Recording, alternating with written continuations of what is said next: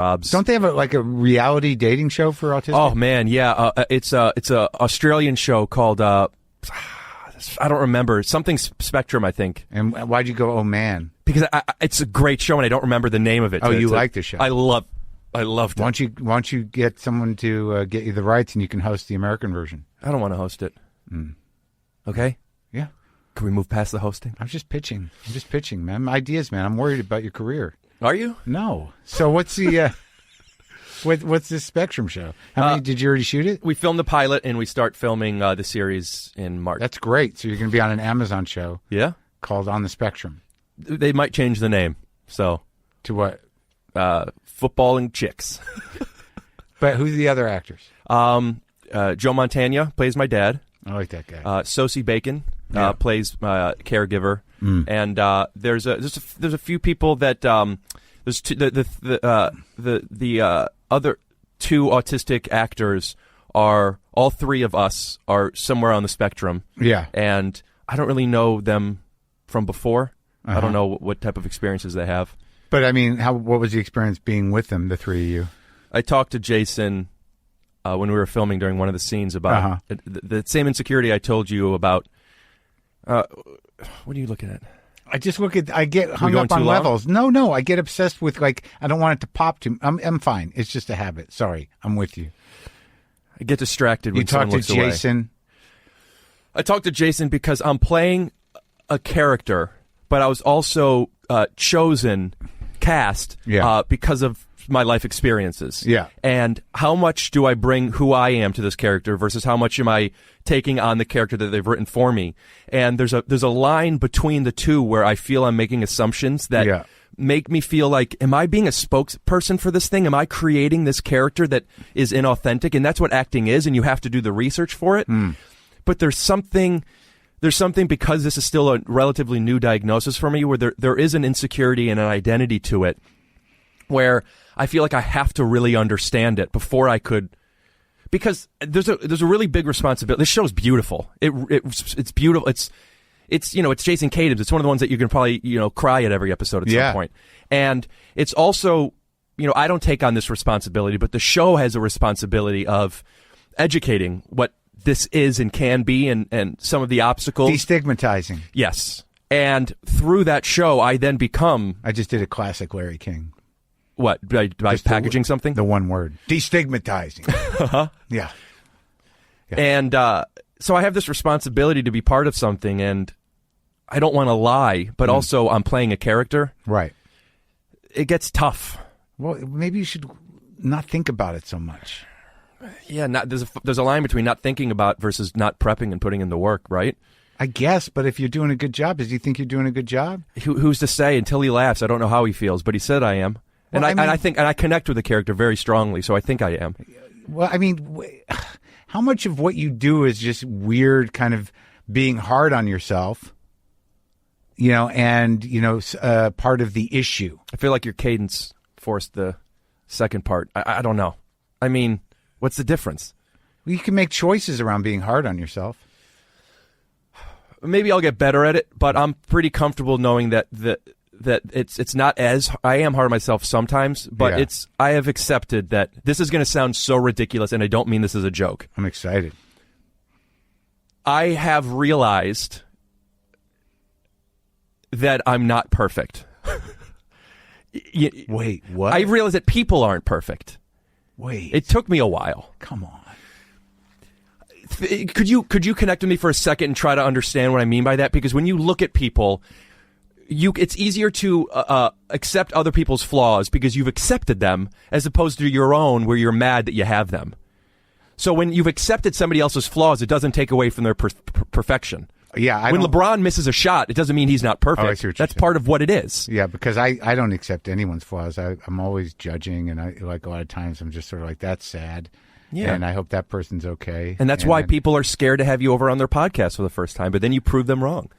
Yeah, but it's like it's just natural, and then you just get to know the person as they are. They're not perfect, but they are who they are. Yeah. What does perfect mean? I just know I could be 3 pounds lighter. I think the closest to perfect means acceptance of who you are and a fair amount of awareness to recognize where you can change and if you can. Right. And also knowing your limitations. Yeah. Yeah. So if I'm cast in a role where, like this one, where I feel it's built for me to shine. Yeah. My limitations are going to be a lot greater than if I'm on Undateable, where that's not necessarily my wheelhouse, that character. Because it's a caricature. It's a caricature. It's limited. It's very limited, both in attempts of jokes, the type of joke, and it's just the role. You're a joke machine. Yeah, and it was in a style that at the time, though I'm still not built for it, I didn't understand it. Yeah, I felt like I'm used to drive into the hole, and then I got a job where I'm supposed to take screens, and that's an important job, but I wanted to do other things. Yeah. And this has more range to it. This has more, and it actually embraces your nature. Yeah, and I've literally been spending 4 years researching it and understanding it, and seeing these. I now have autistic friends, and I know autistic people, but I don't have autistic friends before this show. That you know of. That I know of, yeah. That talk about their experiences through the lens of autism and their obstacles and strengths, and now I'm literally in a room with these people for hours talking about it and asking questions, and they're asking questions. I love questions, and finding patterns between our personalities and finding things that I realize, is this a Rick thing or is this an autism thing? Are those different? Does that matter? That's great. Is this a neurotypical thing? Is this a Jewish thing? Yeah, and it's just open. And you're hoping that eventually you'll come out the other side of it going, I'm fully integrated. What I want to come out the other side is believing something that is, whether it's real or not, which is I'm special. Back to that thing again. Like a lot of the not being included and the negative experiences I had in my life, the special schools and such. Didn't that make you feel special? No, it made me feel less than different. Which you say you're in a bad way. Yes, got it. Where your fear and where you work to avoid is embarrassment. Mine is not being good enough. I mean, it's the same thing, but just a different place in our minds. I have that too. That's part of it. I'm sorry. It's okay. You're doing great. Thanks. This diagnosis offered me a perception of all of those things were supposed to be. And it's not that I'm not good enough, it's that I have obstacles. But, I could do a lot of things great, too. And that's where that perfect thing comes from, where all those shots I missed, I realized, maybe you should be playing a different sport, or it's okay to miss, or whatever it might be. Yeah. So that's special, that feeling, everybody or needs make light of it. Literally, yeah. Yeah, I mean, I know enough about myself at this age to know that when I do this sort of self-hatred or expectations or perfectionist thing, that it's ridiculous. But there's something comforting about it because I've been doing it so fucking long. Because you procured a shtick. Like, it's even older than that. It's really like, kind of like home base. Yeah. You know what I mean? Like joy is weird to me because I don't know how to experience it. So when I do experience it, I'm like, this is weird and terrible. And, like even when I look good or I'm at a good weight or I'm healthy, I'm sort of like, I'm not good enough. But I know it's bullshit and it doesn't matter. Who am I judging? I'm not even I'm not out in the world right now. I'm not even doing television. And I'm fucking beating myself up over 4 pounds. You said something to me. I texted you last week about coming back on my podcast to talk about embarrassment and how to get past certain feelings in a moment. I did? Yeah. And you said something to me that I loved. I was asking what I wanted to listen to some of your podcasts where you felt, coincidentally, as the Larry King one posted, where you felt embarrassed, uncomfortable, not in the pocket, and tools to avoid and acknowledge. And amongst some other texts, you said, there's been many moments, but who cares? They're real and they're human, and we all have them. And though I knew that already, it was articulated in a way, packaged, that I was like, yeah, that's that's great. You miss shots. Sure. We had like 9 during this conversation.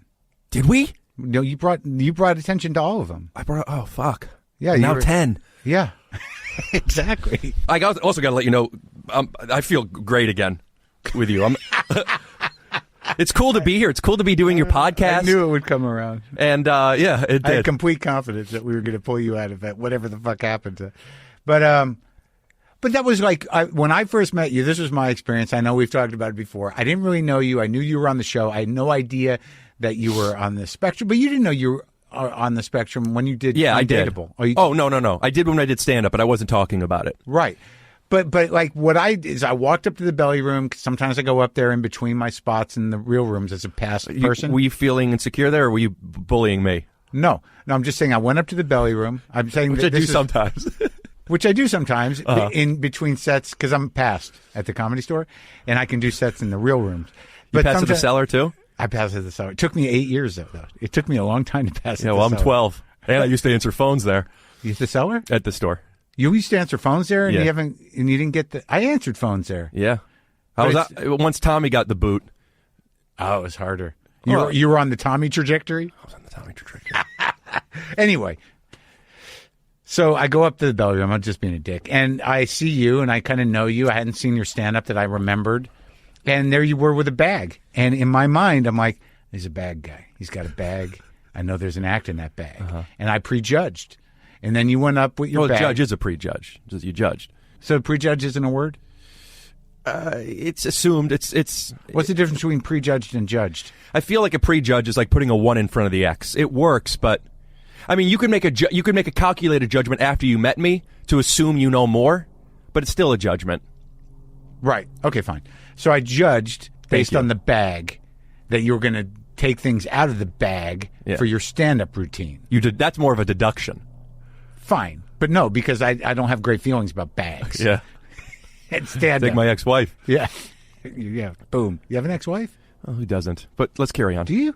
Not technically, no, but it's a space holder. Okay, fine. You were never married. No. So it was a joke.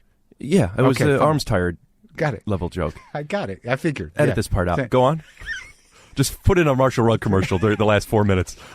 But then you go up with your bag and you start doing the bag bit. You know, like here's a thing and here's another thing. I'm putting a hat on. Now remember, then there's a puppet that you explained to me was from the Undateable show that you kept and you used in your act. But to me, my problem is like all these guys who do the bag routine, and there's not a lot of them, but there have been. It's a tough act. Right. But there have been, any generation has got the guy who's got the bag. And any generation has the guy who sits down and he's upset and angry. About the bag. About somebody that they prejudged. Right. Yeah. About everything. Yeah. It's much more common to have the guy who sits down and he's angry than it is the bag guy. Which my point is that, because bag guys think they're special. But my point in and judging angry guys are upset that they're not. Maybe. No, I don't know if that's true. I think angry guys think they have something to say. Okay. Yeah, but the crank is, I was never really. Some guys are natural cranks and they're funny. You're not a natural crank? It took me a long time. I was actually angry, which is less entertaining. Okay. But it's just speaking to your desire to be seen as special, and I think that bag guys, going back to Kaufman or anybody, even Lenny Schultz, who. But there's a different type of bad guy. You're doing a conceptual bit. There's an intelligence to it. You're not just a prop act. Thank you. Yeah. In fact, I avoided props for a long time out of insecurity that you would be judged by me, but that I wouldn't be able to translate the irony. That you weren't doing props for real. Well, listen, if you do props for real and you're good at it, more power to you. That's not what my craft is, so I would be faking it. Right. But there are so many funny things you could do with props because of the built-in expectations to props, the feeling you had. Right. And I didn't want to do it because then you got to travel with them and you become a prop guy and blah, blah. But then I realized, what do I care if it gets a laugh? But anyway, go on. No, but then you went up and you did it, and I think I went on and mocked you. Mm-hmm. I'm sure your memory of this is crystal clear. My memory of it is, go on. And then, but later, like I did find there was something I liked about you because you were earnest and you liked about me. Yeah, why from the set? Yeah, but didn't I apologize to you the next day? And I still don't. Even after our podcast, I still don't know how you got my number or. People make fun of me all the time. I have Asperger's. No, I'm just kidding about the making fun because of that. Yeah. Nobody has texted me and apologized the next day. And it's almost as if, it was Stockholm Syndrome. It's not that, but it's almost as if like you being mean and then apologizing after made you more likable than had you not done anything to begin with. There's also something to the fact that when you were mean to me, I I crushed that set. I don't know if you remember, and I'm not I don't crush that often. That just right. If I'm